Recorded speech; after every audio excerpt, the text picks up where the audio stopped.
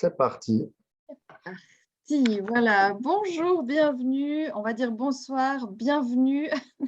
On a eu des petits soucis techniques avec Bertrand, donc on a décidé de le faire beaucoup plus simplement. Ce jeu dispose, on l'enregistre et vous pourrez l'avoir même le vendredi, le samedi, le dimanche. C'est pas plus mal. On arrive sur un week-end de Pâques où vous aurez peut-être besoin, même certainement besoin des conseils de Bertrand. Alors, pour ceux qui ne me connaissent pas encore, je m'appelle Aline Fridé et moi, j'accompagne les enfants, les adultes et les parents qui ont une grande sensibilité qui parfois les submerge à rester centrés, ancrés, confiants et surtout à garder leurs valeurs profondes. Voilà, donc ce soir, j'ai la chance d'être avec Bertrand Sougy. On se connaît depuis quelques années avec Bertrand et ça fait un moment que j'avais envie de collaborer avec toi, Bertrand. Je te laisse te présenter, dire ce que tu fais et puis après, je passerai aux questions qui intéressent ces dames depuis un petit moment. Donc, salut à tous, moi c'est Bertrand. Qu'est-ce que je peux dire sur moi? Je ne suis pas doué dans la présentation de moi-même, ou ce n'est pas mon préféré exercice de style, mais je travaille dans le domaine de la santé, donc j'aide les gens à aller mieux. Je travaille dans trois domaines. Le premier, c'est tout ce qui est prévention, comment durer dans le temps. Comment durer dans le temps? On a 30 ans, comment durer jusqu'à 60? On a 60, comment durer jusqu'à 90? On a 18, comment durer jusqu'à 30? Le deuxième domaine, c'est la réhabilitation. J'ai des gens qui sont post-opératoires, qui sont malades, qui ont été malades, qui ont eu des accidents, des troubles.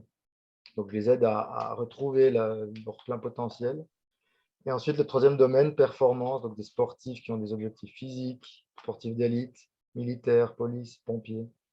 Donc, c'est vraiment un spectre large. Mais le but commun, c'est vraiment d'aider les gens à atteindre leurs objectifs, qu'ils soient surtout physiques, mais aussi indirectement mental, je dirais aussi.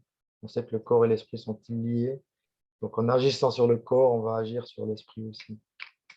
Voilà en gros. Excellent. Euh, Comment durer? C'est une bonne question. Nous qui sommes mamans, parce que bien sûr que je dispose, comme tu le sais, ça s'adresse aux mamans. Euh, Quand on a un enfant, bon, comme toi qui es papa d'ailleurs, mais notre vie, elle change complètement. Notre corps, contrairement à vous, les papas, se métamorphose parce qu'on tombe enceinte, etc. Comment on fait pour durer, pour garder de l'énergie? Qu'est-ce que tu as comme conseil à nous donner? Déjà, peut-être quand on est enceinte, si tu en as, ou en tout cas une fois qu'on vient d'accoucher. Donc, c'est une très bonne question que tu poses. J'aime bien dire cette phrase. Je dis tous les jours des bonnes questions qu'on me pose. Et je vais surtout me référer à ma chérie qui, du coup, on a un enfant qui a 20 mois. Donc, j'ai vraiment pu suivre ce processus et pas juste l'avoir lu ou étudié ça. Et c'est vrai que physiquement, le mec, ben, rien ne change pour lui, en gros. Mais quand même, que dans la tête, ben, il y a aussi beaucoup de changements au niveau du papa, en positif. Mais voilà, je pense déjà, la première chose à faire, si je compare avec Tatiana, hein, c'est d'accepter le changement. Et là, souvent, et j'ai aussi pas mal de clientes, patientes, qui viennent d'accoucher, que je dois remettre en forme, euh, des femmes enceintes aussi j'essaie on essaie de maintenir leur forme physique et mentale durant la grossesse, aussi donner des conseils pour l'accouchement au niveau respiratoire. Donc voilà, j'ai une certaine expérience là-dedans. Mais je dirais la première chose à faire, c'est d'accepter que le corps change. Et ça, c'est magnifique. Moi, je le vois comme magnifique. La femme, je le vois de l'ordre du divin. Elle va créer un être humain dans le ventre. Et du coup, il faut accepter que l'ancien moi, donc la femme avant qu'elle soit maman, ben, elle va devenir une maman. Et c'est une transformation physique et mentale. Et ça, c'est difficile, je pense, à accepter vu la société dans laquelle on vit, où on est sur l'apparence physique, où on est sur un ventre plat, où on est sur une stabilité mentale, où voilà, on prône cet idéalisme qui est en fait pas du tout réel. Donc, je pense l'acceptation du changement. OK, je suis maman. OK, je vais pouvoir moins m'occuper de moi parce que je dois m'occuper d'un petit être. c'est une phase qu'il faut accepter. Et si on l'accepte, ben, on peut vite trouver des nouvelles routines. Ce que je m'explique, c'est que souvent, les mamans, c'est l'impression que j'ai, elles essaient de reprendre leurs anciennes routines. Elles ont accouché et très souvent, elles se disent, bon, bah, avant, je faisais mon sport 5 fois par semaine. Avant, j'avais un ventre plat. Avant, je n'avais pas de soucis au niveau des organes génitaux, par exemple, parce que ça peut suivant l'accouchement, ou au niveau abdominal, si on fait, hein, si on intervient. Bah, on se compare à avant, mais on n'est plus avant. On se transforme à vie quand on devient maman. Si tu peux me confirmer ça, je Bien pense que sûr tu... que je te confirme, absolument, oui, oui. Bon, moi, je suis pas dans enfin, je suis dans un cas spécial, mais tu pourras peut-être aussi nous donner des conseils là-dessus. C'est que moi, j'ai donné naissance par césarienne, donc c'est encore différent. Donc il y a une réhabilitation parce qu'on a, nous, été ouvertes. Je dis nous, toutes les femmes qui ont accouché par césarienne. Mais bien sûr que c'est un corps qui change. Et comme tu dis, dans l'acceptation, c'est pour certaines, c'est pas évident. Hein. Pour certaines, c'est une féminité qui devient moins attrayante. Tout dépend des systèmes de croyances qu'on a. Pour d'autres, c'est génial. Moi, j'ai adoré être enceinte. J'ai trouvé que j'étais la femme la plus magnifique du monde enceinte. D'ailleurs, voilà, rien que pour ça, ce serait bien que je retombe enceinte, mais je suis trop vieille et je veux plus. Mais dans le sens où, une fois que j'ai accouché, c'est vrai que non seulement le corps change, on n'a plus le bébé dans le ventre, donc il y a quelque chose qui se passe à ce niveau-là, hein, parce qu'on n'est plus tout seul. Et puis, et je pense que le mental joue beaucoup, mais là, tu vas pouvoir nous donner des trucs d'ailleurs pour rester aligné. Moi, je pense que j'ai mis 1 année avant de retrouver mon alignement, puis mon énergie, parce qu'il y a beaucoup de fatigue. Mhm. Parce qu'on se lève la nuit si en plus on allait. Donc, dans la journée, euh, ben moi qui étais un peu une super maman, puis qui pensait tout faire, etc., je faisais comme avant, comme tu le dis. Je n'ai pas accepté qu'avec un enfant, euh, je dois aller moins loin, moins longtemps. Je demande de l'aide, c'était compliqué. Et bien sûr que forcément que ça peut engendrer ce qu'on appelle les maternelles ou les burn-out post-accouchement. Mais toi, tu nous donnerais quoi justement? Alors, il y a cette acceptation. Qu'est-ce qu'on fait? On respire plus? On a des mouvements à faire? Il y a des choses qu'on peut faire pour, dans la journée? Donc déjà, je pense, voilà, juste encore pour revenir à l'acceptation, elle est vraiment, elle peut être bénéfique, elle peut être transformatrice dans le fait où j'ai perdu mon ancien moi, la femme qui était en forme, qui a pu penser à son nombril ou à la limite à son chéri, à ses proches. Mais il y a une idée, je pense, d'ouverture du cœur, d'amour et de compassion. C'est l'occasion, en fait, de laisser le moi égotique pour ouvrir à autrui. Enfin, on a une occasion de développer l'amour et la compassion, l'altruisme, hein, on dit. Et entre le lire dans les livres et de le vivre, et puis dire, OK, bah, il y a un petit, il y a un chéri, il y a des parents qui prennent de l'âge, c'est l'occasion de s'ouvrir. Et en fait, le moi, il va s'élargir, il va plus être juste moi, mais il va créer de l'espace et de la liberté. Donc, il y a une occasion unique, je pense, encore à ce sujet hein, d'acceptation. Maintenant, le fait d'accepter, je pense, ça va créer moins de frustration. Moi qui travaille, je travaille beaucoup en rapport avec le cerveau et si on est OK, donc la première phase, j'ai accepté, j'ai moins de temps pour moi, même vraiment beaucoup moins. Tu dis que ça t'a pris 1 an. Je vois Tatiana, maintenant, notre petit a 20 mois. Bah, elle n'a pas trouvé, bah, je ne vais pas parler à sa place, mais ça a aussi pris au moins 1 an et demi à pouvoir se réentraîner correctement. Donc, juste accepter, c'est éviter trop de frustration et puis de faux espoirs. Juste être pleinement avec son petit, pleinement avec son chéri, c'est déjà vachement trop noble, quoi. Il n'y a rien de plus noble, je trouve, dans la vie que ça. De nouveau, dans une société, on est consumériste, on est dans la productivité. Et là, en fait, il n'y a pas de grande productivité si on regarde, entre guillemets. Moi, j'en vois une grande d'éduquer correctement ses enfants, mais voilà, c'est un autre sujet. C'est-à-dire Donc, qu'on est voilà. plus dans Maintenant, l'accueil. hein, On est plus dans l'accueil. on On est est dans l'accueil. Et l'accueil, dans l'accueil, ouais. ouais, c'est pas, ben, effectivement, c'est pas forcément rentable. Non.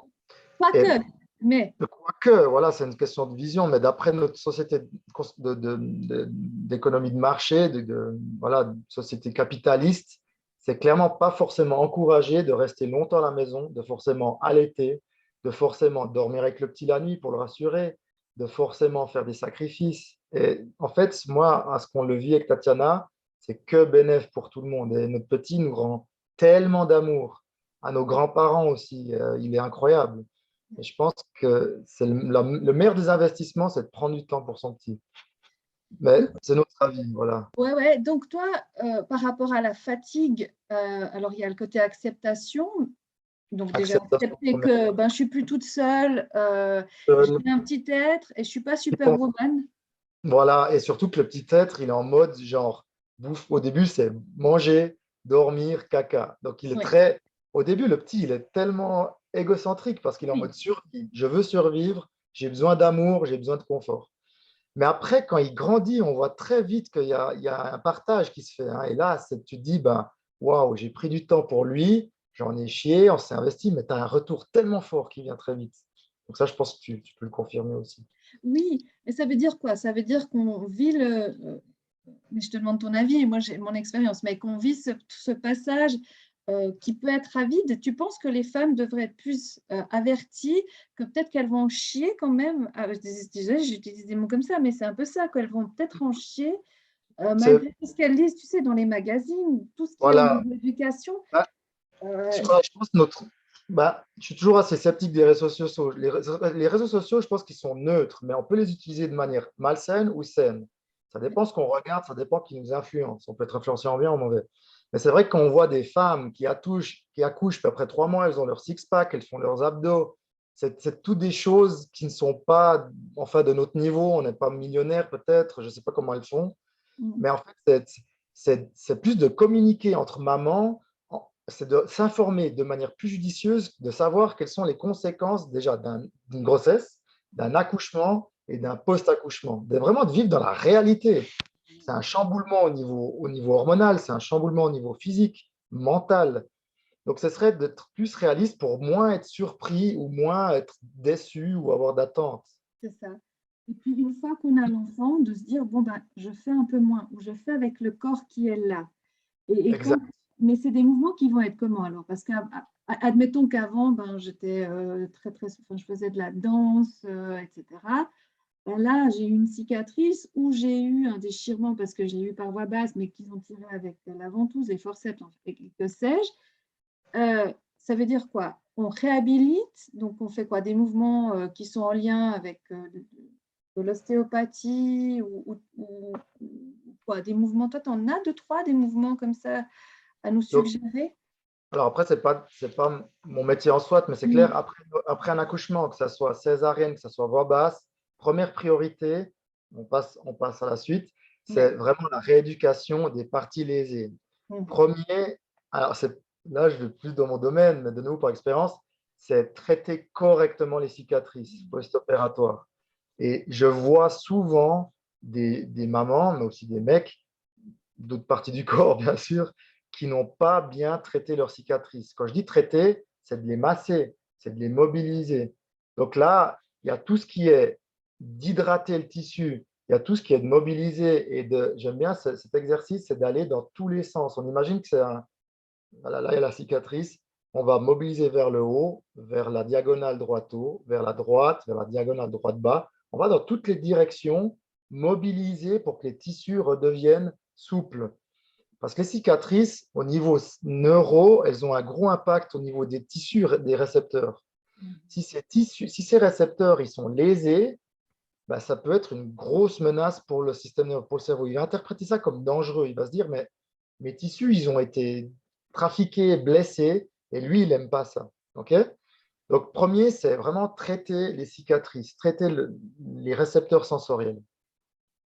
Deuxième, ce sera traiter tout ce qui est abdominal. C'est de traiter tout ce qui est périnée, tout ce qui est abdominal, tout ce qui est bas du dos aussi, parce qu'on a une grossesse, on a ramassé au niveau du bas du dos. Donc, je dirais, pour ça, alors, je vais aller dans le concret. Mm. Massage, ça, je l'ai dit, pour tout ce qui est cicatrice. Pour ce qui est périnée, c'est très intéressant, les respirations hypopressives.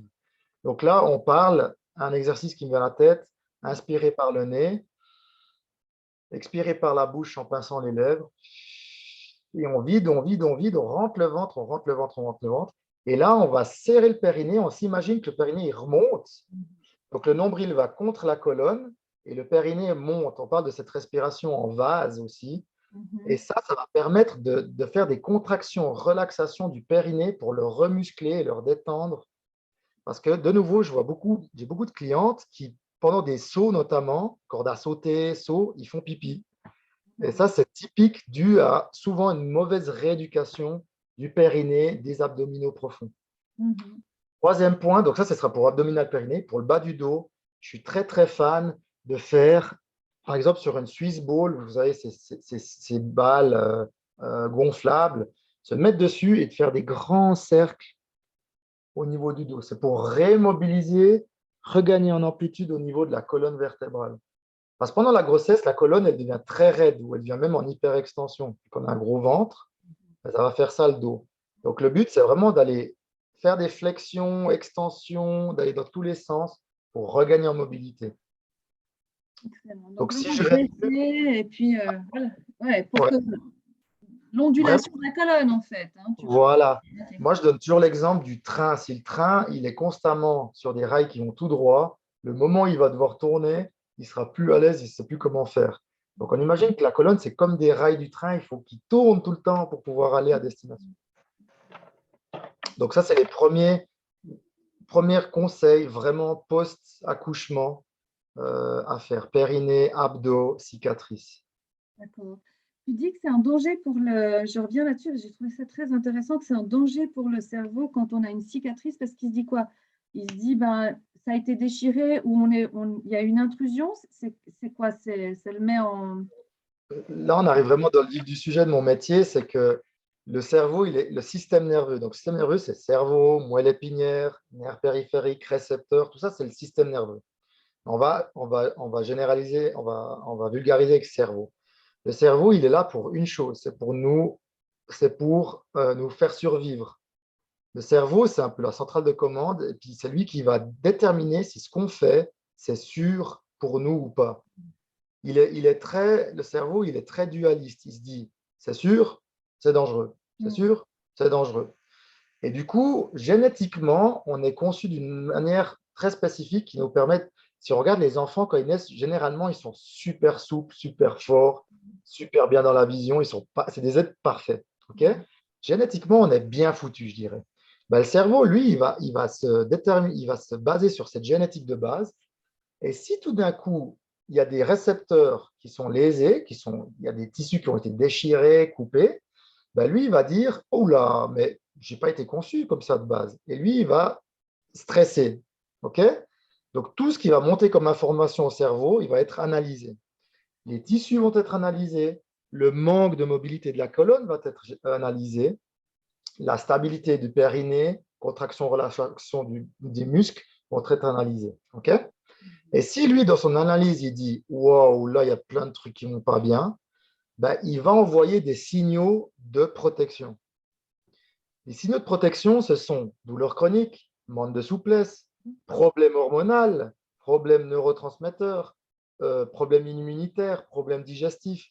Tout ce qu'on a peut et souvent provient à la base des messages émis par le cerveau qu'on appelle des efférents. C'est les messages de protection. Donc, plus il y a d'efférents, ce qui va au cerveau est mauvais, plus le cerveau a le potentiel d'envoyer des efférents de protection.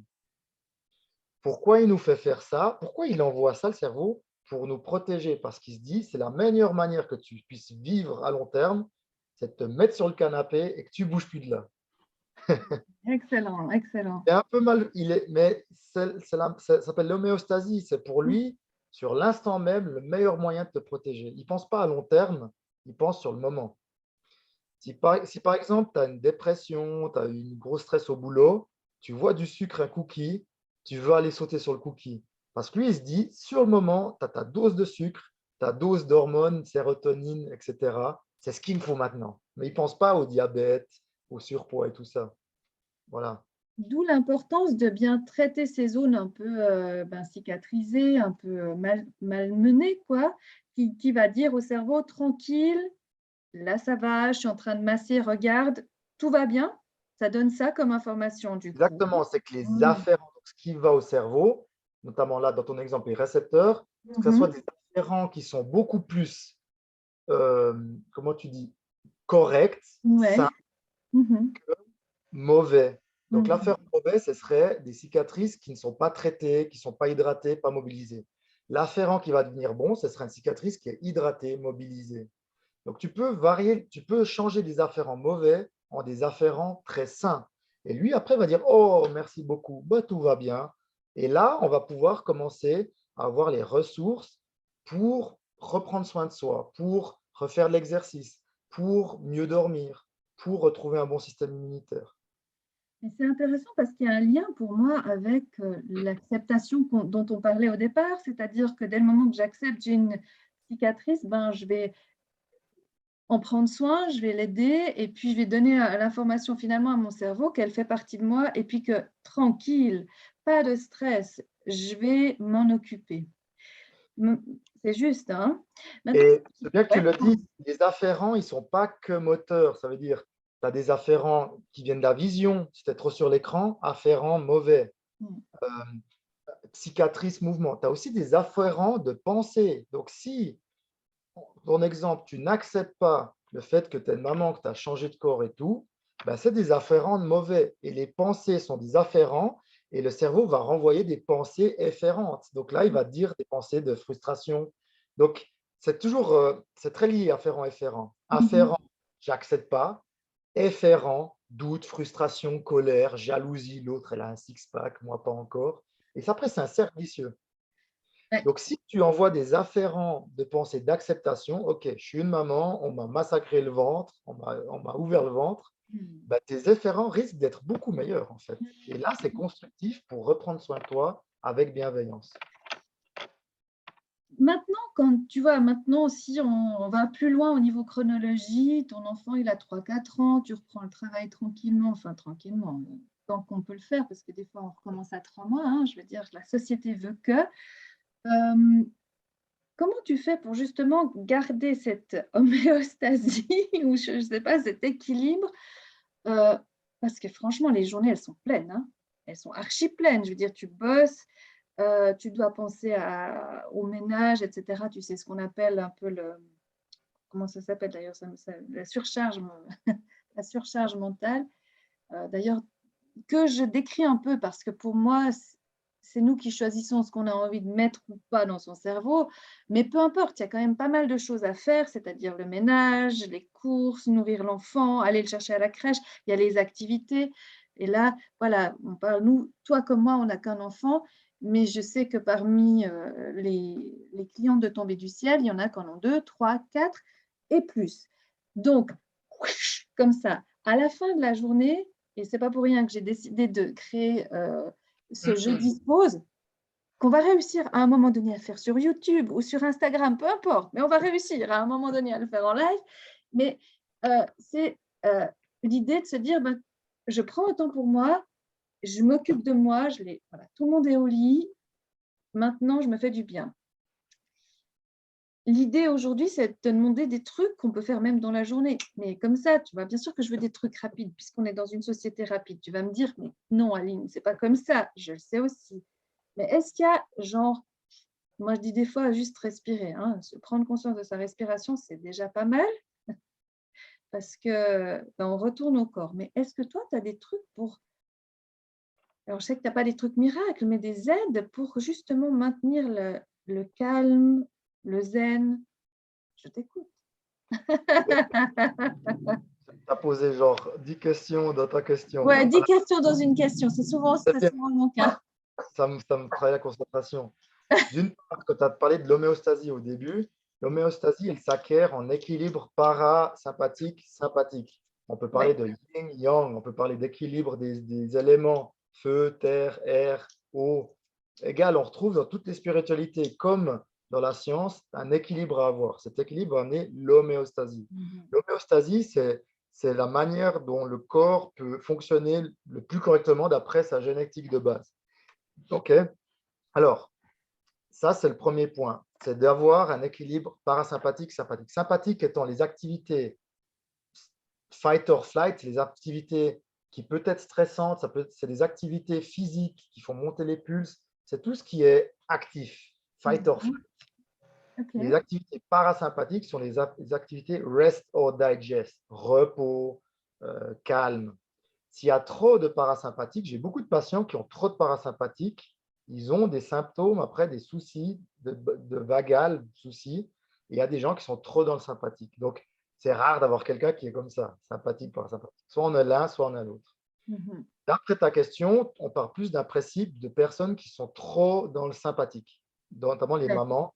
Je connais peu de mamans qui sont trop dans le parasympathique. Non, Donc, c'est vraiment, on enchaîne, on enchaîne, on enchaîne. on Donc, il va enchaîne. falloir comprendre que certainement, quand on a du temps libre, il sera pertinent de faire des activités parasympathiques et pas encore sympathiques. Ouais, c'est ça. Je donne un exemple. Ouais. Si on a une journée de ouf avec les enfants, crèche, voiture, nourrir, ménage, il sera peut-être judicieux le soir, si on a juste 15 minutes, de ne pas mettre la musique à fond en rentrant, je sais pas, mettre la musique à fond dans les oreilles puis d'aller courir. Ça, c'est pro-sympathique. Il va peut-être falloir chercher un cadre sans son, lumière tamisée, des odeurs agréables. Donc, déjà, de choisir des activités parasympathiques, c'est primordial. Et je te dis ça parce que les gens, des fois, ils pensent qu'après une journée de travail, il est bien le soir tard encore d'aller faire d'un crossfit et puis Ouais. d'être très mort après une heure d'entraînement. Oui, parce qu'on nous dit qu'il faut décharger. J'entends ça, hein. Oui, mais tu peux décharger dans le parasympathique et tu peux vraiment mieux décharger. Alors, maintenant, dans le vif du sujet, alors, moi, on va parler déjà du principe des. On va parler de deux choses. Mm. Première, c'est qu'est-ce que sont les activités que je peux faire quand j'ai du temps libre, Mhm. parasympathique. Mhm. Deuxième, ça c'est plus profond, c'est comment je peux faire les choses sans m'y attacher, sans les prendre trop à cœur. Alors Mm. là, c'est tout le travail spirituel. Mhm. Alors ça, c'est moins mon domaine, on ne va pas développer ça, mais ça pourrait être très intéressant. C'est comment dans une journée pleine, dans une société qui nous demande d'être très présent, je peux moins m'investir, prendre plus de recul. Et là, on parle du thème d'équanimité. Mm. Dans la tradition bouddhiste, par exemple, c'est quelque chose qu'on cultive énormément, l'équanimité. C'est comme l'aigle qui vole et qui voit tout, mais Mm. qui il est tranquille. C'est comme le canard qui est même dans l'eau froide, l'eau coule sur ses plumes. Mm. Il est au vif du sujet, il est dans l'eau, il fait froid, il est acteur de cette vie-là, mais ça ne le touche pas plus que ça. Ça ne veut pas dire qu'il ne ressent pas d'émotion, mais ça veut dire qu'il arrive à peu prendre du recul et se dire, peut-être de relativiser ou de se dire, Mm. OK. Et alors ça, c'est un sujet, on va pas se perdre trop là-dedans, mais peut-être à gratter une prochaine fois. Comment prendre les choses moins personnellement. Euh, Comment savoir dire stop aussi, pour moi, c'est de l'équanimité. Voilà. Maintenant, pour répondre à ta dernière question, quelles sont les activités concrètes parasympathiques qu'on peut faire? On va travailler, et moi, je travaille sur 4 satellites. Mhm. 4 satellites, 4 afférents différents, Mm. 4 choses qui vont nous permettre de rassurer le cerveau. Les 4 satellites, premier, c'est la proprioception, c'est la conscience du corps dans l'espace, que ce soit au niveau sensoriel, que ce soit au niveau moteur. Où c'est que mon corps se situe dans l'espace? Est-ce que je le ressens bien? Le deuxième satellite qu'on va pouvoir traiter, c'est la vision. Mhm. Le troisième satellite, c'est l'équilibre. On va peut-être moins traiter. Ouais, j'ai aussi une idée d'équilibre. Et quatrième, c'est la respiration. Mm. Donc, ceux-là sont 4 afférents très importants qui va monter au cerveau pour le rassurer ou Mm. le stresser. Ouais. Donc, tes 4 satellites, tu peux les suractiver, que ça devienne une menace pour le cerveau, ou tu peux les activer, tu peux les calmer pour que ça calme le cerveau. Ok. Ça va pour l'instant? Oui, c'est Ok. intéressant parce que moi qui travaille sur l'hypersensibilité, tu vois les sens, alors je vois bien la vision. Après, la proprioception, il faudra que tu nous développes un peu, mais c'est vrai que moi, j'ai aussi tout ce qui est auditif. Ben, tu en as parlé avant avec la musique à fond dans la caisse. Euh, tout ce qui est touché, tout ce qui est odorat, goût. Euh, donc voilà, et puis après, on va dans du subtil, mais là, on ne va pas aborder ça ce soir. Mais c'est intéressant parce que tu vois, j'ai une autre grille de lecture, mais certainement, que l'une dans l'autre, elles se rejoignent. Donc, je me réjouis d'entendre ta vision à toi. Oui, absolument. Donc, c'est intéressant parce que ces 4 satellites peuvent être utilisés dans un cadre sympathique. C'est ce qu'on fait dans le sport. Si par Ouais. exemple, on va faire un jeu de balle, on va devoir travailler énormément sa vision, des mouvements rapides des yeux, vision proche, parfois une vision fovéale. Ça, c'est de la vision fovéale quand on est sur les écrans. Ça, c'est prosympathique. Si on va faire des rotations rapides de la tête, on va être sur un pied, c'est de l'équilibre prosympathique. Si on va être essoufflé, on va faire de la suroxygénation, on va faire de l'apnée, ça peut être de la respiration sympathique. Si on va faire de la de la contraction musculaire, des mouvements très rapides, vifs, explosifs, on va faire de la proprioception sympathique. Donc, le but, je vous ai donné un peu une partie de la réponse, c'est que tu dois faire l'opposé de ce que je t'ai dit et tu auras des activités parasympathiques. Donc, je vous donne un exemple ou deux par satellite. Pour la proprioception, on commence dans l'ordre. Un, ce sont les massages, réflexologie, drainage lymphatique, massage relaxant, massage thérapeutique. Mais on n'a pas toujours le temps d'aller chez le thérapeute, tu vas me dire. Mais là, c'est massage, automassage avec une balle sous les pieds, avec une balle avec des petits picots pour les mains, demander à son chéri, se frotter aussi tout doucement les membres en respiration consciente. Ça, on retrouve sur les massages tibétains, normalement, notamment. On les retrouve, c'est des automassages doux. C'est comme se faire un peu des caresses à soi-même. Ça, c'est une activité parasympathique typique pour le sensoriel de la proprioception. Ça va? Oui, oui, je réfléchis en même temps que tu me Je te parles. connais un J'ai petit plein de questions peu. après. Ben oui, ça va très Et, ben, faisons une pause quand j'ai fini le proprioception. absolument. Alors ça peut être fait 5 minutes, 10 minutes, 15 minutes, 1 heure. Tu n'as pas besoin de beaucoup de temps pour… Et c'est des choses qu'on fait instinctivement. Des fois, on se frotte les yeux. Hein. Des fois, on fait ces gestes-là, ou bien on fait ça. Et ça, c'est sympathique. Parasympathique, pardon. Hein. On se frotte le ventre, ou tu sais, des fois, on se touche le crâne. Ça fait du bien. La nuque. C'est juste ça. Mhm. Et ça aide grandement. J'ai un truc qui est venu dans ma tête. Oh, que l'esprit est lumineux et magnifique. Mhm. Le deuxième proprioception, c'est le mouvement. Dans le mouvement, j'ai une idée là, c'est le scan corporel. Pour moi, c'est vraiment parasympathique. C'est de se poser.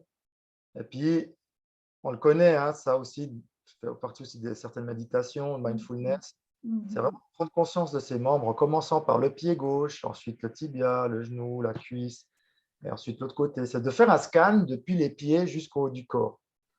Alors, c'est plus sensoriel que moteur, mais ça reste de la proprioception. Ça permet de nous ancrer dans le moment présent, dans ce qui est, et plus dans le passé stressant et dans le futur stressant peut-être. Donc voilà 2 activités qui me viennent comme ça à l'esprit pour la proprioception, le premier satellite. Et c'était justement ma question, parce que finalement, dans le parasympathique, on est quand même d'accord qu'on doit un peu quand même s'arrêter. Oui, D'accord. C'est vraiment, donc on est quand même dans une idée, stop,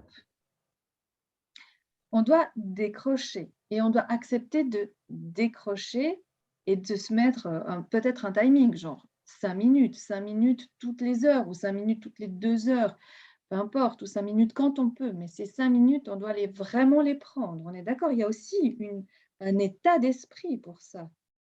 donc le décrochement, il peut être nocif s'il est te dire, par exemple, je décroche, je fais rien, et si tu vas ruminer et te prendre dans ce jeu de rumination, ça peut être moins parasympathique que de faire une activité parasympathique du type massage où tu es vraiment conscient et tu dis, ah, mais j'aime bien une prof de yoga à Vevey, elle nous invite toujours quand on fait des exercices, elle fait, faites des soupirs.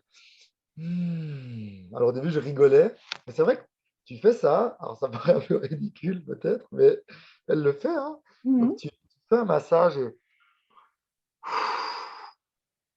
et là, ça va t'éviter cette rumination du Bah passé et oui. du futur. Donc c'est une activité, certes, tu lâches pas totalement prise, mais je pense qu'elle t'amène plus dans le moment présent que peut-être de rien faire et de ruminer. Te ramène à toi. Ouais, elle te ramène à ce qui est, à ton Mmh. corps, Mmh. à tes pensées, mais en ayant toujours équanime, un peu de recul et voilà.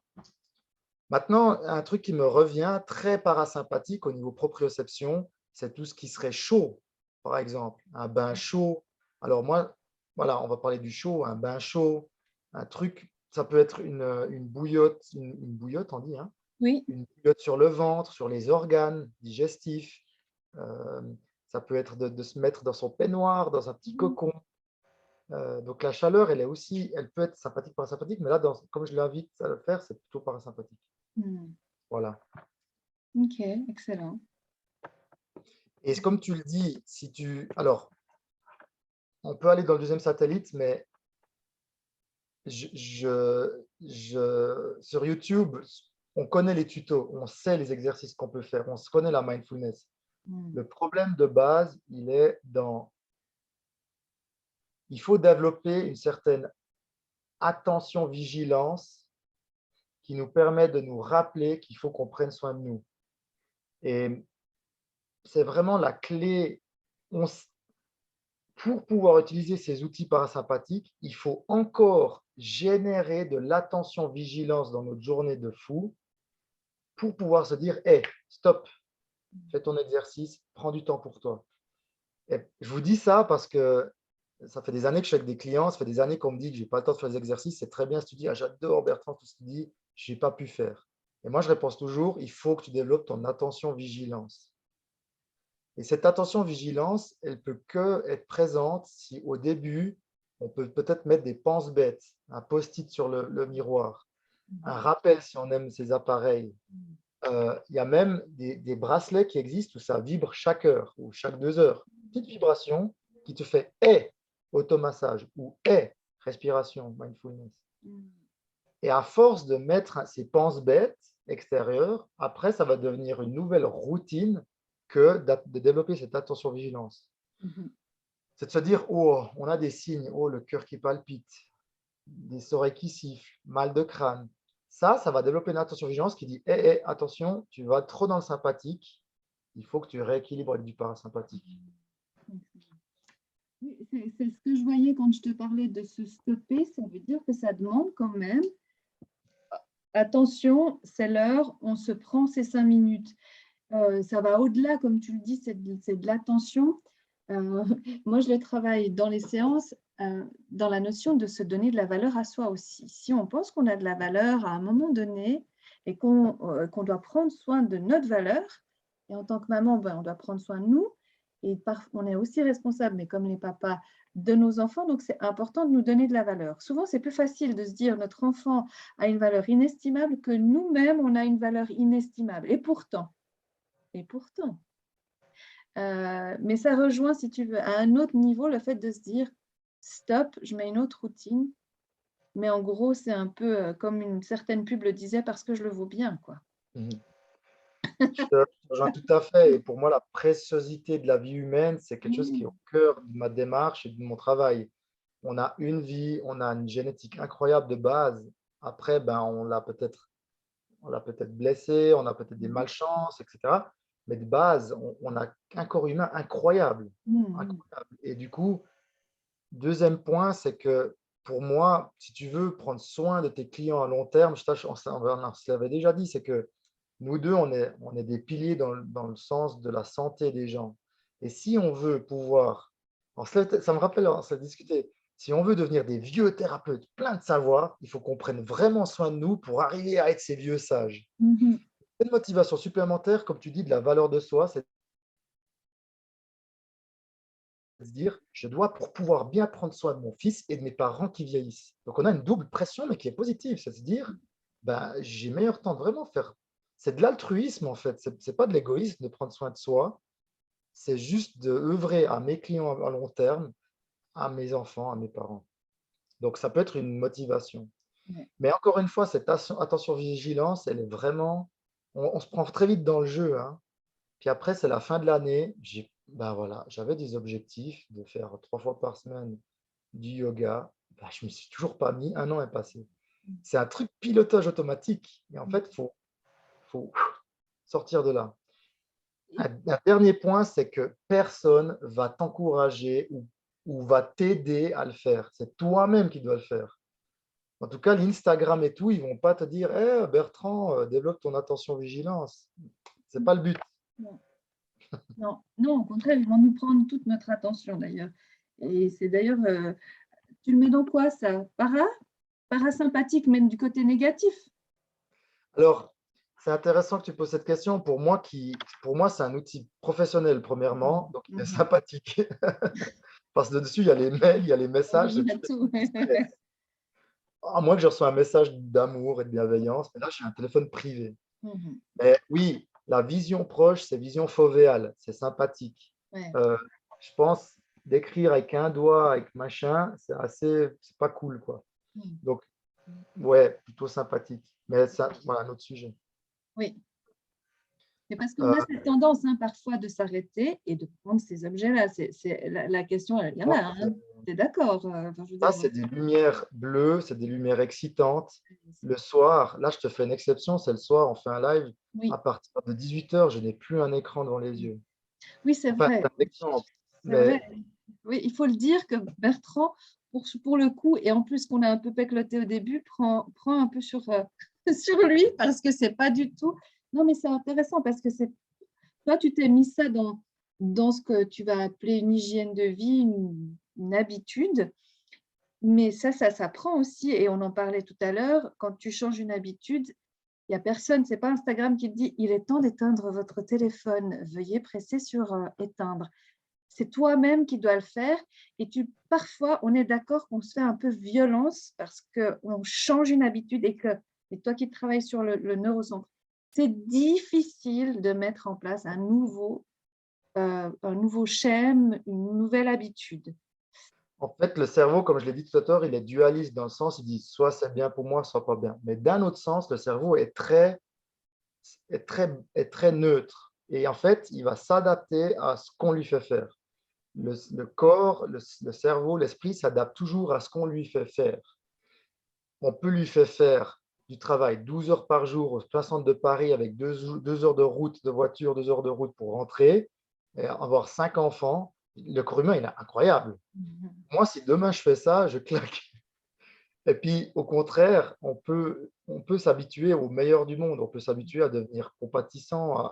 On peut devenir à prendre soin de soi.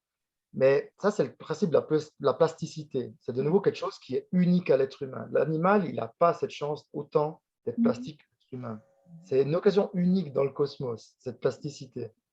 Donc, et là, on parle aussi de karma. C'est toi qui es responsable de tes pensées, de tes paroles et de tes actes. Même si tu peux donner la faute à qui que ce soit, c'est toi qui interprètes la vision de ton monde.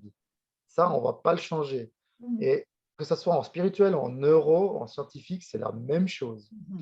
Donc, c'est comme tu le dis, ça me plaît. C'est au début, si moi par exemple, j'ai eu énormément de troubles de sommeil après l'armée, j'ai eu beaucoup d'anxiété. Tatiana m'a vraiment, vraiment, vraiment aidé. Elle m'a vraiment changé. Mais au début, je me suis fait mal. Au début, je m'en souviens, au lit, à 22 heures, à répondre à des messages. J'étais à 6, 7 heures par jour sur l'écran.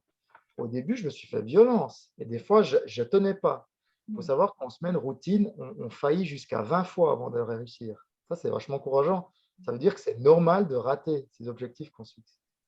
Maintenant, il me semble juste bizarre, c'est un effort, comme tu dis, de mettre l'écran le soir, alors qu'il y a 5 ans, je vais même faire violence de ne plus avoir d'écran le soir. Tu vois comme le cerveau, il peut Mmh. être changeable, malléable. C'est de Oui, l'ordre du divin. ouais, et d'une mise en place d'une habitude qui est possible, et d'accepter Petit à que petit, sans violence. Donc, petit à petit, avec bienveillance. OK, jusqu'à 20 heures, je regarde Netflix. À 20 heures, je cesse. Puis après, petit à petit, diminuer jusqu'à en ressentir les vertus de ce fruit. Ah, mais je dors mieux. Ah, mais j'ai plus de problèmes de yeux secs. Ah, mais j'ai moins de pensées violentes. Je ne regarde plus ces séries violentes. Mais il faut y aller petit à petit avec amour. oui, c'est ça, c'est de pas, alors je dis violence parce qu'au début, il y a vraiment toute une partie de nous qui dit: «Non, il faut que non, c'est quand même vachement bien», comme tu dis, il y a le plaisir, la zone du plaisir qui s'active. «Ah, tu es sûr que tu veux enlever ton téléphone? Mais c'est quand même vachement mieux». Donc là, c'est là où on doit donner un autre discours. Mais comme tu dis aussi, d'y aller pas à pas, et c'est ce que je dis souvent à mes clientes: «Ne vous mettez pas des objectifs de faire 5 heures de méditation tout de suite, au cas où elles ont envie de méditer, mais prenez 5 minutes et c'est déjà une victoire si ça n'a jamais été fait. Et voilà, mais je suis aussi assez d'accord, alors qu'on a déjà un mental surchargé, de se mettre des objectifs beaucoup trop hauts, ça charge davantage. Et là, quand on parle des «je dispose», l'idée, c'est pas de recharger, mais au contraire de décharger. C'est pas pour rien que tu parles beaucoup du parasympathique. C'est l'idée de se dire: «On rest and digest», tu disais.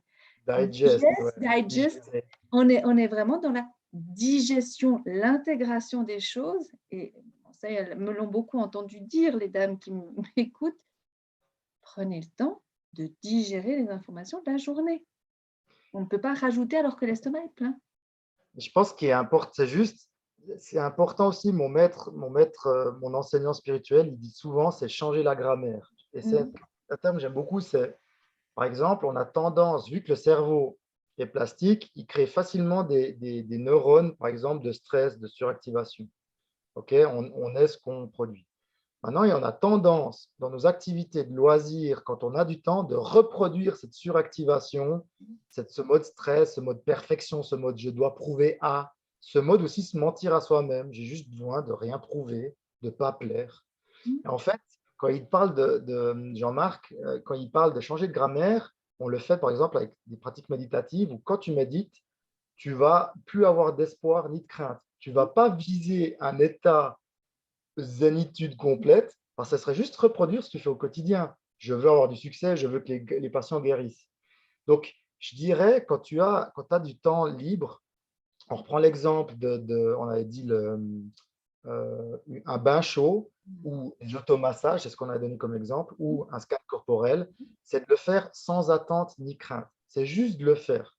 Et c'est aussi d'accepter que je ne l'ai pas fait comme je voulais. C'est juste, j'ai fait juste 5 minutes. Ah, mais on m'a dit que c'était normalement 1 heure. Je me suis planifié 1 heure. J'ai pas réussi parce que mon petit, il a vomi, gna, gna, gna. C'est changer la grammaire, c'est de changer ce qu'on fait d'habitude. Alors, je ne dis pas que c'est facile, mais c'est vachement libérateur. Oui, c'est d'accepter aussi que on est dans l'imperfection et puis que c'est OK comme ça. Ça met beaucoup moins de pression. Là, tu vois, en même temps que je te parle, ben, je me dis sur les épaules, ça nous en met moins aussi. Puis d'accepter, ben, nous, on a été, ben, je pense qu'on est exemplaires ce soir, en tout cas moi, rien qu'avec ce YouTube Live qui n'a pas fonctionné et où on me voit sans parler, eh ben, c'est de dire, bon, bah, c'est comme ça, OK, bon, bah, c'est pas grave, on est imparfait, que ce soit dans le fait d'apprendre à disposer, d'apprendre à utiliser YouTube, peu importe, et on fait avec.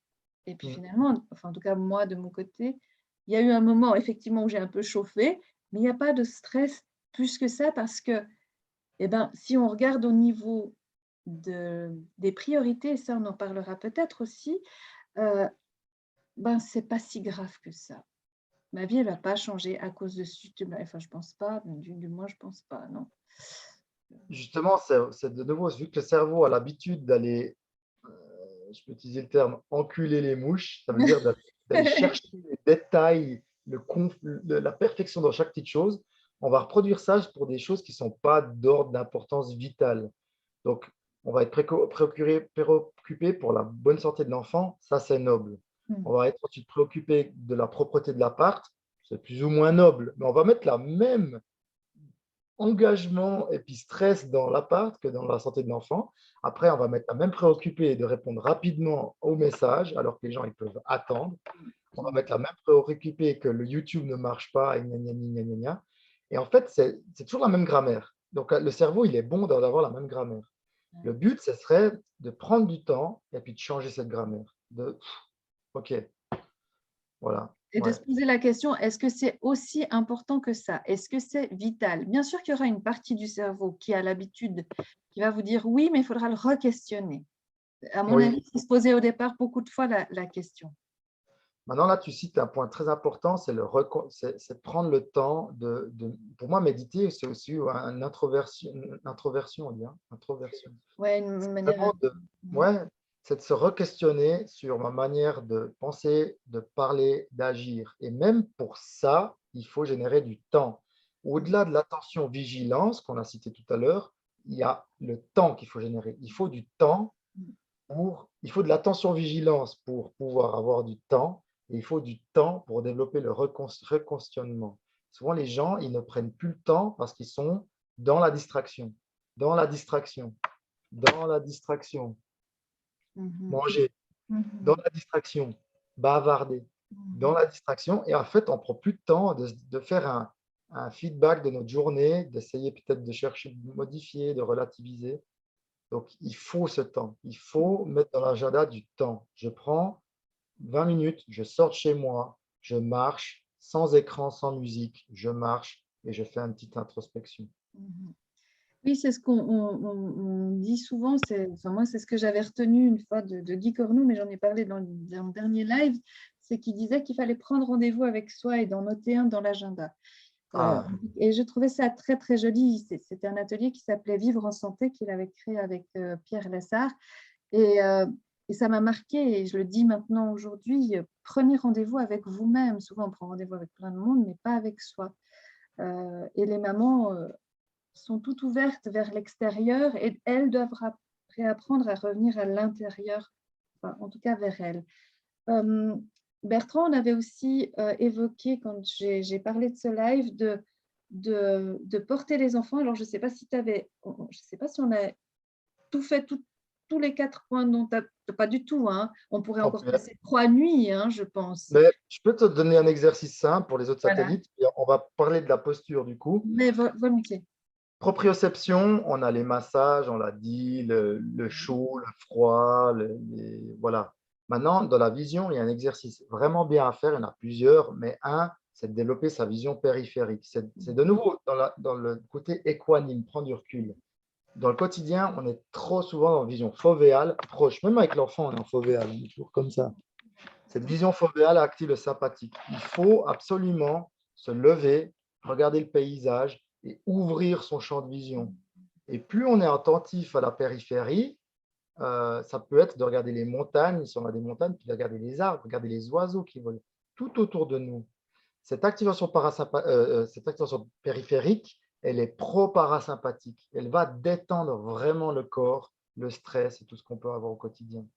Ce n'est pas pour rien qu'on a les yogis, les méditations où on peut avoir un regard devant, flou, sans rien fixer. C'est pro-parasympathique en fait. Donc ça, c'est pour la vision. Un autre outil pour la vision, c'est les automassages des yeux. Ça fait tellement du bien. On le fait des fois quand on est fatigué. Donc, ce serait vraiment de masser entre l'os et le lobe, dessous, à côté, en dessus, dedans. Et il faut savoir que mécaniquement, le fait de presser sur les yeux va faire calmer les pulses du cœur. Donc, les personnes cardiaques, on peut les encourager à régulièrement se presser les yeux. Ça va vraiment calmer à fond de chez à fond. Et ça, de nouveau, ça n'a pas besoin d'une heure pour faire ça. Hein.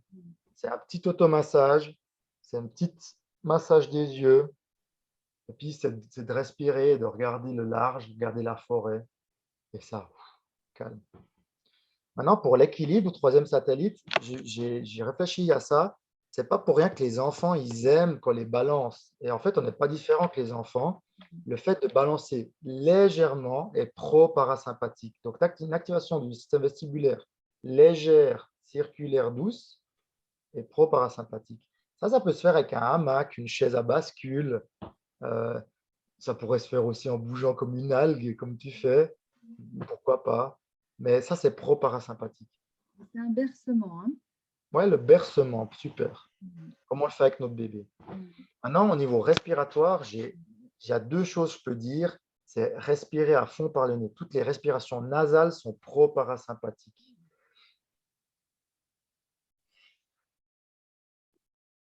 Vraiment, d'inspirer assez court et d'expirer très long par le nez. Donc là, ça pourrait être, par exemple, un balancier sur une chaise avec une respiration nasale. On peut coupler les 4 satellites entre eux, satellites entre eux. Un automassage avec une respiration nasale. Donc ça, on peut le faire dans la voiture, on peut le faire quand le petit dort, on peut même faire avec le petit quand on est en train de l'allaiter. Donc, il n'y a pas d'excuses. C'est des petits outils qu'on peut faire au quotidien, mais il faut vraiment y penser. Et tout est là, c'est là le secret, quoi. C'est l'attention vigilante. Et là, je suis en train de les faire et je sens que tu vois, je commence à crier, j'ai besoin de, tu vois, pas de dormir. Bon, il est 9h37 là, à l'heure où on parle. Mais est-ce qu'après, on retrouve de l'énergie après ça? Alors,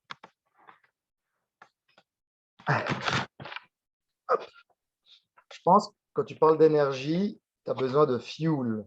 Ouais, c'est ça. Ouais, dans le sens là, ouais. Là, on va déjà équilibrer sympathique, parasympathique. On va retrouver une certaine D'accord. homéostasie qui va permettre au corps de retrouver une certaine énergie. Maintenant, pour moi, quand tu parles d'énergie,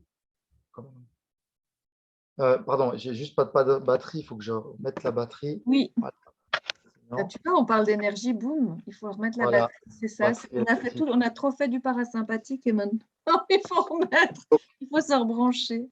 Donc là, je pense, bon, je vous ai donné des exercices pro-parasympathiques des 4 satellites qu'on Mhm. peut activer au quotidien. Maintenant, les questions d'énergie, souvent, si on est en mode trop sympathique, ben, on va perdre son énergie. Et si on est en mode trop parasympathique, on va devenir des limaces. Ouais, c'est ça, ouais. Donc, l'équilibre va déjà aider à l'énergie. Maintenant, quand tu me parles d'énergie, pour moi, il y a deux choses. C'est un, le sommeil et deux, la nutrition. Pour Mhm. moi, c'est deux facteurs primordiaux. Pourquoi le sommeil? Ben, je sais pas, c'est la base de tout.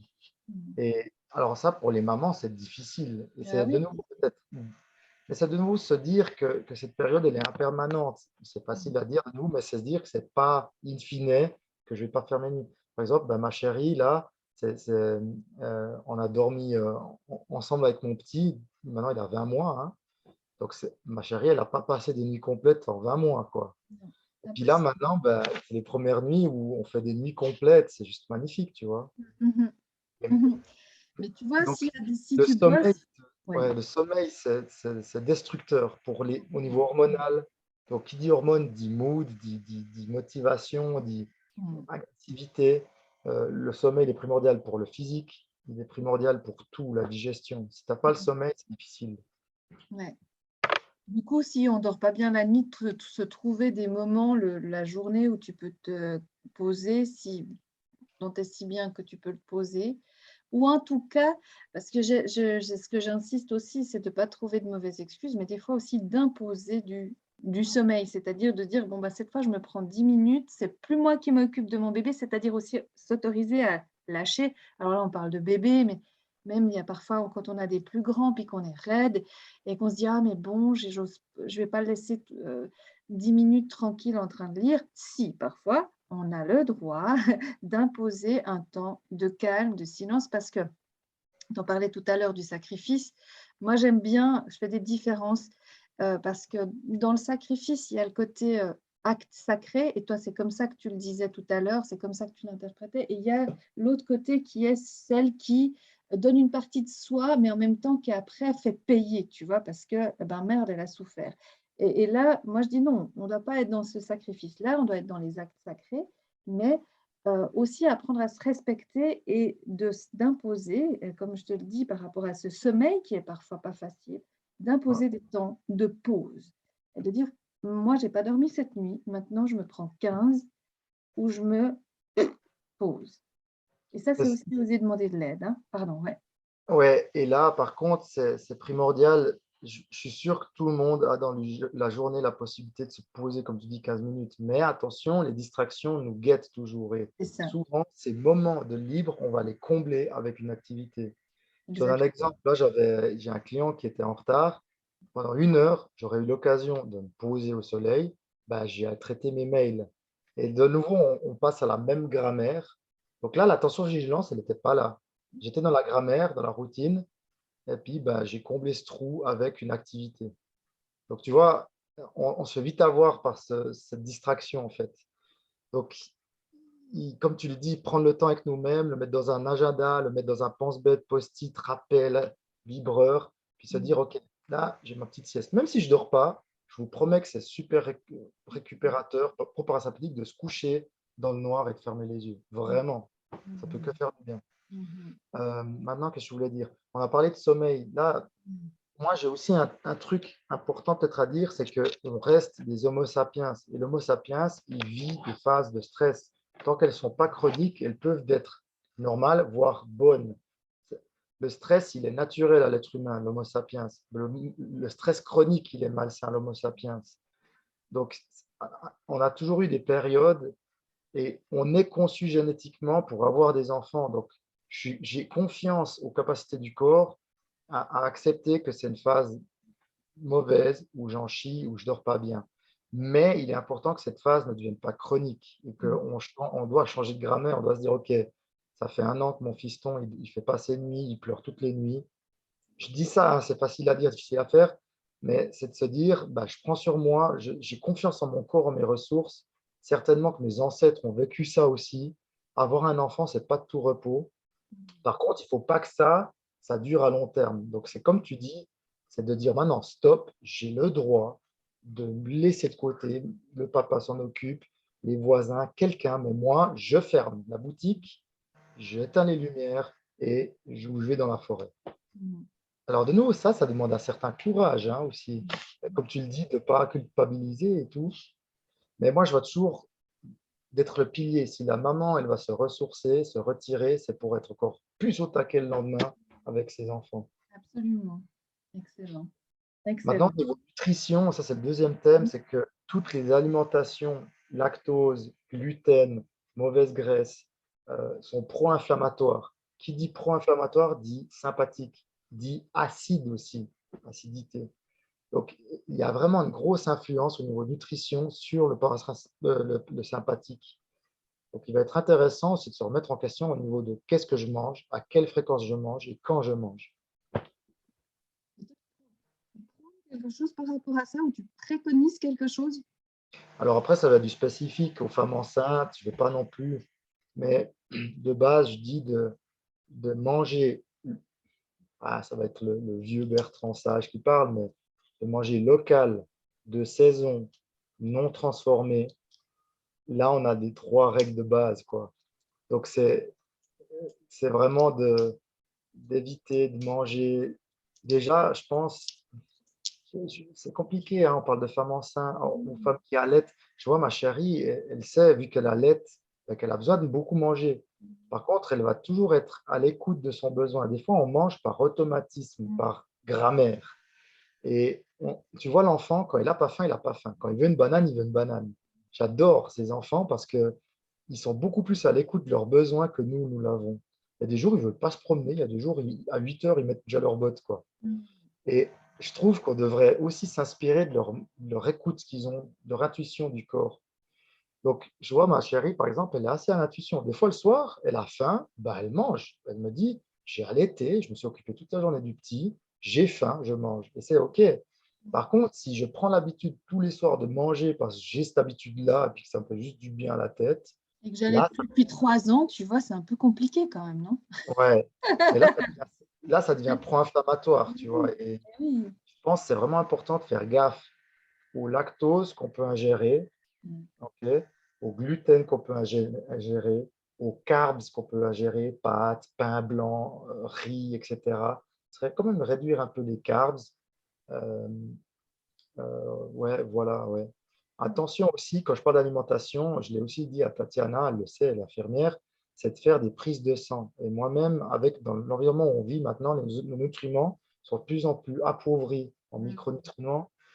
L'eau devient de plus en plus appauvrie. J'invite vraiment les gens à faire des prises de sang tous les 6 mois, notamment les femmes enceintes qui vont accoucher. Parce que là, on va pouvoir encore micronutritionner, on va pouvoir complémenter avec des aliments sains, de micronutrition, de vitamines et tout. Donc, tu vois, des carences en fer, des carences au niveau neurotransmetteur, hormonal, peut avoir une grosse influence sur le système sympathique. Ok. Donc, prise de sang, je vous le conseille vraiment. Une fois tous les 6 mois. D'accord. Ouais, Pour moi, je ferai une fois. vérifier qu'il y ait bien du fer, bien de la vitamine B, D, etc. Exactement. Et aussi tout ce qui est magnésium, tout ce Mm. qui est ouais, les ions, sodium, calcium. Voilà. Donc, Le dodo, c'est vraiment un thème. Je n'ai pas forcément de solution, c'est difficile, Non. mais c'est même de séparer en trois micro-siestes. Et c'est aussi la qualité du sommeil. C'est une chambre où il n'y a pas d'écran, c'est une chambre où il n'y a pas de bruit, où c'est totalement noir. Ça améliore ta qualité de sommeil. Et Excellent. puis la nutrition avec des prises de sang. Et puis, une alimentation qui est quand même Réfléchis, conscient. réfléchie et consciente. Ok, Ouais. excellent. Excellent. Là, ça fait un tout petit moment qu'on a fait le tour du sujet. Est-ce que toi, tu penses que tu as des choses que tu aimerais rajouter pour ces mamans qui ont besoin de disposer? Est-ce que Alors, quand même, une fois de temps en temps, on a le droit à un verre de rouge? C'est ça. alors, première question, je pense encore pour les mamans, il y a Ouais. deux thèmes qui sont intéressants. Donc, là, on a parlé vraiment assez général du sympathique Oui. parasympathique qui concerne tout le monde, papa, maman, enfants, personnes âgées. La femme enceinte, je pense qu'elle a encore besoin, c'est pas mal d'activation du bas du dos. Et pour ça, il y a un super exercice, c'est de se mettre les fesses contre le dos, coucher sur le dos, Oui. les fesses contre le mur et de relever les jambes vers le haut. Ok, ça nous fait un équerre Ouais, en ouais, ouais. Ouais, ouais. ça va déjà calmer le dos parce que c'est une légère flexion qui se fait. Ça va aider à la circulation au niveau des jambes. C'est super pro-parasympathique. À cela, tu peux rajouter ces tapis, ces fleurs Oui, de oui, c'est fleurs yoga. typiques. Ouais, ouais, Exactement. exactement. Tu mets ça sur le dos, tu surélèves tes jambes, tu fais une respiration nasale, comme je vous l'ai expliqué tout à l'heure. Et là, au niveau du dos, ça calme énormément. Mais là, il n'y a pas besoin d'être enceinte pour faire ça. On peut le faire même quand De on le nouveau, fait. voilà, mais quand je pense femme enceinte, je pense souvent à tension bas du dos. Oui. Le deuxième point, c'est au niveau des épaules. Les mamans qui portent beaucoup, les papas aussi, hein, ils devraient porter beaucoup. Euh, il peut y avoir des tensions au niveau bras, tendinite même, tout ce qui est avant-bras, épaules et tout. Là, Ouais. je vous conseille toujours de travailler l'antagoniste du mouvement. Donc, si on est en opposition hyperflexion, flexion, flexion, c'est d'aller mobiliser en extension. Donc, ce serait d'aller stretcher en extension épaule, en extension coude. C'est vraiment d'aller faire l'opposé que ce qu'on fait de l'habitude. Et là, on retrouve un équilibre, en fait.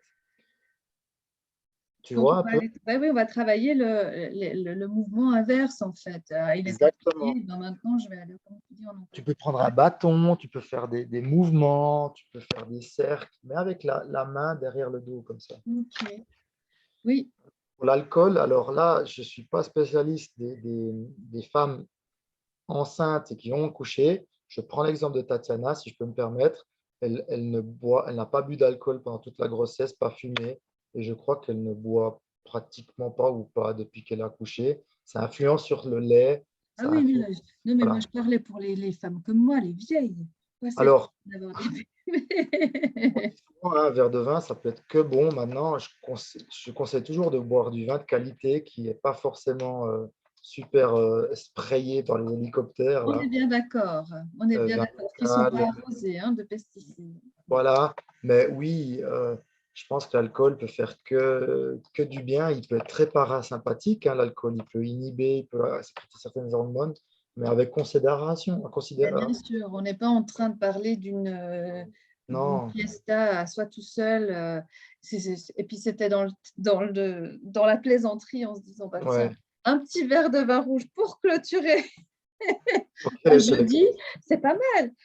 Parfois, c'est pas que j'incite à boire parce que je pense que de toute façon, l'alcool peut faire des ravages. Donc voilà, mais dans l'idée d'amener un peu de temps en temps, c'est aussi de s'autoriser un petit verre si on a envie ou même un petit carré de chocolat si on a envie aussi. On est d'accord qu'on peut garder ce côté plaisir. Et voilà, et là, je parle souvent d'une nutrition consciente, c'est-à-dire, on reprend l'exemple des petits qui vont se nourrir, ils vont être à l'écoute de ce qu'ils ont besoin.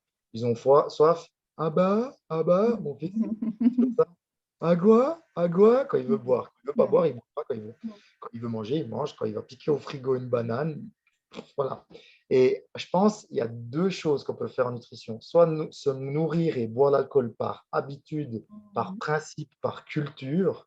Genre, je dois boire le verre de champagne parce que tout le monde boit. Bien que j'ai vraiment envie de ce verre de vin rouge parce que la couleur est belle, l'odeur est belle. J'ai envie de partager un moment avec mon chéri, ma famille. Donc, si tu vas dans ce côté conscience et que tu as vraiment envie, presque libre arbitre, personne ne te l'a imposé, à part toi-même, vas-y. Je ressens vraiment le besoin là de manger mon carré de chocolat, ma ligne de chocolat. Si maintenant c'est la même grammaire, c'est par habitude que je mange tous les soirs mon carré de chocolat, ça vient plus nocif. Ouais, ou par pulsion, parce que justement, il y a un mal-être et que je vais essayer de combler. On est bien d'accord qu'on est dans un autre sujet.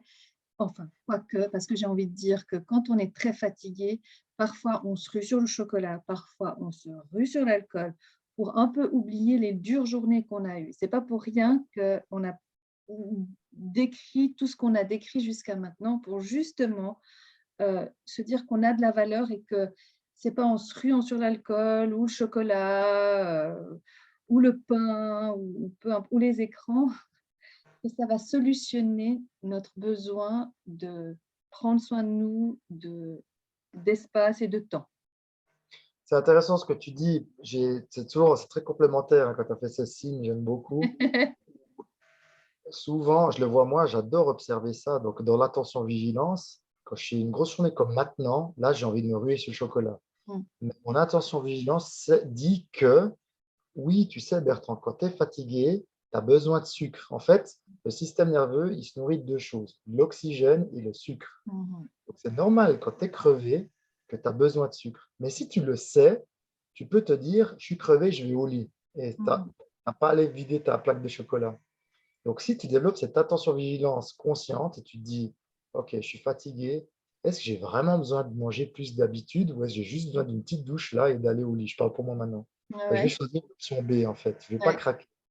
Malheureusement, c'est de nouveau, là je parle peut-être un peu trop perfectionniste, c'est OK de craquer, c'est Et OK oui. d'aller se faire sur le chocolat, mais c'est C'est aussi OK de ne pas le faire. C'est-à-dire c'est qu'on a OK. l'un ou l'autre, enfin, on a le choix entre l'un et l'autre, et c'est justement de se dire qu'on a le choix. On a le choix et c'est pas forcément la juste voie que de se culpabiliser et de dire qu'on va aller en enfer parce qu'on a mangé cette plaque de choc. Par contre, c'est de manger la plaque de choc, vraiment de profiter. Nous, avec ma chérie, tous les dimanches, on mange une coupe Danemark. Ah, joli. Tout, c'est une tradition. On la mange, on la profite. Puis après, on médite dessus, on se dit, est-ce qu'on s'est fait vraiment du mal avec cette coupe Danemark qu'on mange une fois par semaine? Pas forcément. Donc, c'est toujours d'être conscient, de dire, ben voilà, j'ai craqué. Est-ce que j'aurais dû craquer? Est-ce que j'aurais une alternative? C'est un peu d'analyser ça. Puis voilà. Je pense que c'est important de ne pas aller dans les extrêmes aussi. C'est pas d'aller dans un extrême monastique où tu ne dois pas manger de rien du tout et de pas aller dans un extrême où tu dois craquer tout le temps, quoi. Ça fait partie de notre nature d'être, euh, d'être, comment tu peux dire le terme, d'être imparfait. Sinon, on serait, alors ça c'est spirituel, mais à mon avis, on serait même plus sur Terre si on était des êtres parfaits. On est Absolument. des êtres humains, on a notre part de démons entre nous et notre part de fées, de Bouddha. Et c'est OK qu'on a cette part de faux, parce que sinon on serait plus sur Terre. On doit apprendre des choses. Exactement. Et je pense que les erreurs nous font apprendre. S'il n'y avait pas d'erreur, on ne peut pas voir le juste. On ne sait pas ce qui est juste, il n'y a pas de faux. Donc, permettez-vous, là, on arrive au terme de ce je dispose, donc permettez-vous d'être imparfaite, permettez-vous de tester des choses et de ne pas y arriver tout de suite. Hein, vous voyez, avec Bertrand, c'est ce qu'on dit 20 fois, vous pouvez échouer 20 fois. Donc, alors, allez-y, testez au moins. Faites le premier pas. Moi, j'encourage quand même à faire le premier pas. Donc, il vous a donné des super trucs. Vous mettez une alarme, vous mettez des post-it. Vous vous rappelez que vous avez de la valeur et que vous pouvez prendre 5 minutes, 10, 15, 20. Après, vous augmentez. Mais pas tout de suite prendre 3 heures pour faire de l'automassage, une méditation, parce que vous allez lâcher au bout d'un moment. Il ne faut pas oublier ça aussi, c'est que si on met trop grand, on abandonne parce qu'on se dit « j'y arrive pas ». Donc, vous n'allez pas dans des systèmes comme ça. Merci beaucoup, Bertrand, pour ce magnifique échange. Et puis, peut-être à un autre live, à un autre je dispose. Là, je vais demander à toutes les personnes qui voient la vidéo de laisser des commentaires et puis on y répondra tant bien que mal, j'ai envie de dire. Avec plaisir et merci pour votre attention. Merci à toi aussi, Aline. Je me réjouis des questions que vous allez poser soit via Aline, soit via Bertrand. Vous pouvez m'écrire info@bertrandsojcoach.com. Et là, vous pouvez m'envoyer des mails. Je réponds volontiers à vos questions. J'adore les questions. Vous l'avez remarqué. Et je vous encourage à aller voir parce que Bertrand fait plein de choses, propose des méditations, donc il est autant dans le parasympathique que des douches froides. Il faut quand même le dire, des douches froides, enfin des sorties dans l'eau froide. On est d'accord qu'on est sur du sympathique dans l'eau froide ou on est avec du parasympathique. C'est intéressant la question que tu poses. Je pense que c'est une phase sympathique qui va amener beaucoup de parasympathique. Tu as une phase Après, stressante, froid, ok, mais après, quand tu vas prendre ta douche chaude, c'est une triple parasympathique. donc voilà, allez voir son site. Non seulement c'est une belle personne, mais il propose des super choses et des super activités. Donc, je vous encourage à aller le découvrir vraiment, vraiment. Voilà, une toute belle soirée, Bertrand. Et toute belle soirée à toutes ces Et belles puis mamans. à très vite. Oui, courage les mamans, faites des enfants, c'est trop beau. C'est difficile, mais c'est noble. C'est difficile, qu'est-ce qu'on chie, mais c'est noble, nous dit Bertrand. Ça sera le. Pour le papa, c'est tellement plus simple, faut le dire quand même, quoi. C'est On injuste. les aime, nos enfants, on les aime. Surtout Ouais. quand ils sont au lit. Non, je rigole. Allez, à très bientôt.